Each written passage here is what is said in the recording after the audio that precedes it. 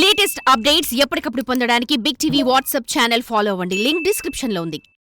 శాసనసభలో బలం లేకపోవడంతో అసెంబ్లీకి డుమ్మా కొట్టిన వైసీపీ శాసన మండలిలో బలం ఉండడంతో అక్కడ హడావుడి చేయాలని చూసింది. అయితే బడ్జెట్ సమావేశాల్లో అక్కడ కూడా ఆ పార్టీ ప్రభావం చూపించలేకపోయింది. మరోవైపు మండలిలో తన టీంని నమ్ముకున్న జగన్కి వరుసగా షాక్లు తగులుతున్నాయి. అక్కడ కూడా రోజురోజుకి ఆ పార్టీ బలం తగ్గుతూ వస్తోంది. దాంతో శాసన మండలిలో కూడా జగన్కు చిక్కులు తప్పవన్న అభిప్రాయం వ్యక్తమవుతోంది.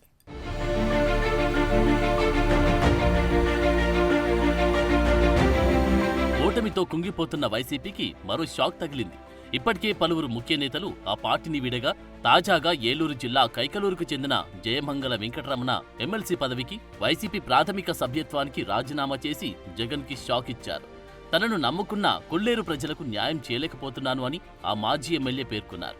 కొల్లేరు సమస్య పరిష్కారానికి అధికారంలో ఉండగా అనేకసార్లు జగన్ను కలుద్దామని ప్రయత్నించినా కనీసం అపాయింట్మెంట్ ఇవ్వలేదని ఆవేదన వ్యక్తం చేశారు. జగన్ దృష్టికి ఏదైనా సమస్య తీసుకెళ్తే సజ్జల, అప్పిరెడ్డి, ధనుంజయ రెడ్డిలతో చెప్పుకోమనేవారని విమర్శించారు. ప్రజలకు సేవ చేసుకుందామని నా అభిప్రాయం. మనకి ఏమవుతుందంటే రెండు రకాలుగా మీరు అన్నది ఏమంటే ఎమ్మెల్యే గారు నెక్స్ట్ మళ్ళీ ఎమ్మెల్యేగా పోటీ చేయాలా, దానికి ఎమ్మెల్సీని ఎమ్మెల్యేకి ఒకే పెత్తనం ఇస్తే ఒక వరలో రెండు కత్తులు ఇవ్వడం అని చెప్పి పదవంటే ఇచ్చారు, కానీ పవర్ను తగ్గించేశారు.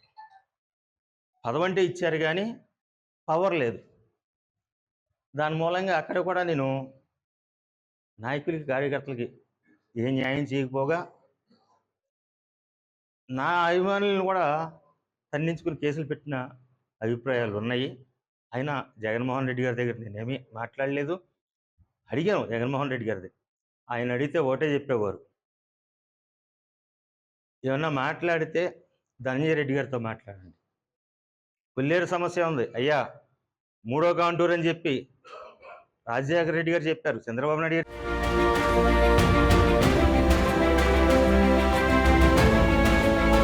తన అభిమానులను వైసీపీ నాయకులే కొట్టి బాధితులపైనే కేసులు నమోదు చేసినా ఏం చేయలేకపోయామని జయమంగళ వెంకటరమణ వాపోయారు.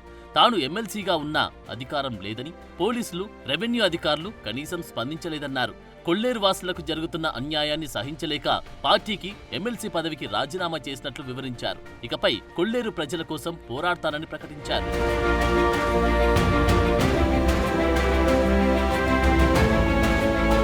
త్వరలో తన అభిమానులతో సమావేశం నిర్వహించి భవిష్యత్ కార్యాచరణ ప్రకటిస్తానని వెంకటరమణ తెలిపారు. తన రాజీనామా పత్రాలను శాసన మండలి అధ్యక్షుడికి, పార్టీ కార్యాలయానికి పంపినట్లు వెల్లడించారు. జయమంగళ వెంకటరమణ 2009లో టీడీపీ నుంచి పోటీ చేసి కైకలూరు ఎమ్మెల్యేగా ఎన్నికయ్యారు. 2014లో పొత్తుల్లో భాగంగా ఆ సీటు బీజేపీకి దక్కడంతో పోటీ చేయలేకపోయారు. 2019 ఎన్నికల్లో టీడీపీ నుంచి పోటీ చేసి ఓటమి మూటగట్టుకున్నారు. తర్వాత 2023లో వైసీపీలో చేరిన ఆయన ఎమ్మెల్యే కోటాలో ఎమ్మెల్సీ అయ్యారు.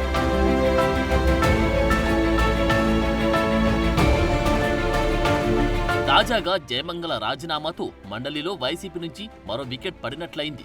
మొన్నటి సార్వత్రిక ఎన్నికల్లో ఘోర పరాజయం తర్వాత వైసీపీ కోలుకోలేకపోతుంది. 11 మంది శాసనసభ్యులు ఉన్న వైసీపీ ప్రధాన ప్రతిపక్ష హోదా కోసం పట్టుబడుతూ అసెంబ్లీ బడ్జెట్ సమావేశాలకు డుమ్మా కొట్టింది. తనకు ప్రతిపక్ష నేత హోదా ఇస్తేనే సభకు వస్తానని ప్రకటించిన జగన్ పార్టీ ఎమ్మెల్యేలను కూడా కట్టడి చేస్తున్నారు. శాసన మండలిలో నుంచి మెజార్టీ ఉండడంతో అక్కడ ప్రభుత్వాన్ని ఇరుకున పెట్టాలని ఆ పార్టీ భావించింది.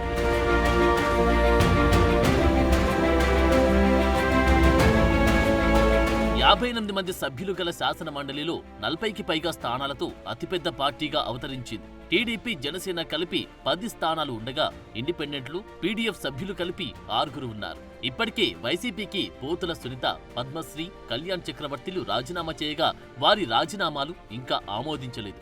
తాజాగా జయమంగళ వెంకటరమణతో ఆ పార్టీకి మరో దెబ్బ తగిలింది. అంతమంది సభ్యులు ఉన్న శాసన మండలిలో తమ గలాన్ని వినిపించడంలో వైసీపీ సభ్యులు పూర్తిగా విఫలమయ్యారు. బొత్స సత్యనారాయణ, వరదల కళ్యాణి తప్ప మండలిలో ఇంకెవరూ నోరెత్తే ప్రయత్నం చేయలేదు.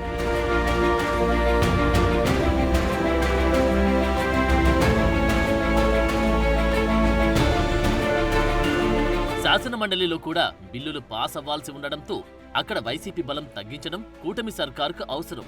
ఎన్నికల ముందు 4, ఎన్నికల తర్వాత 4 శాసనమండలి సభ్యత్వానికి పార్టీకి వైసీపీకి చేరారు. త్వరలో మరికొందరు రాజీనామా చేస్తారని మండలిలో చర్చ జరుగుతుంది. సమీప కాలంలో మండలిలో కూడా వైసీపీని నామమాత్రం చేయడానికి ప్రభుత్వం స్కెచ్ గీస్తోంది. ఎమ్మెల్సీ పదవుల్లో ఉన్న ఎవరిని కూటమి పార్టీలు దగ్గరికి రానివ్వడం లేదు. పదవులకు రాజీనామా చేస్తేనే గేట్లు తెరుస్తున్నారు. ఎన్నికల ముందు తమ రాజీనామాలు ఆమోదం పొందిన వైసీపీ మాజీలు కూటమి విజయానికి ప్రచారం చేశారు.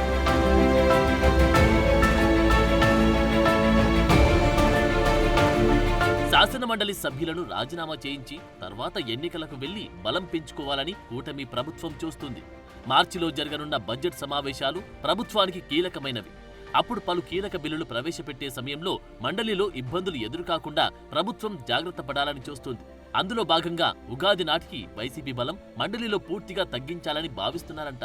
ముఖ్యమంత్రి చంద్రబాబు సదరు బాధ్యతలను డిప్యూటీ సీఎం పవన్ కళ్యాణ్, మంత్రి నిమ్మల రామానాయుడులకు అప్పగించినట్టు తెలుస్తోంది. ఆ క్రమంలో తాజాగా రాజీనామా చేసిన జయమంగళ వెంకటరమణ రాజీనామా ఆమోదం పొందాక జనసేనలో చేరుతారన్న ప్రచారం జరుగుతోంది.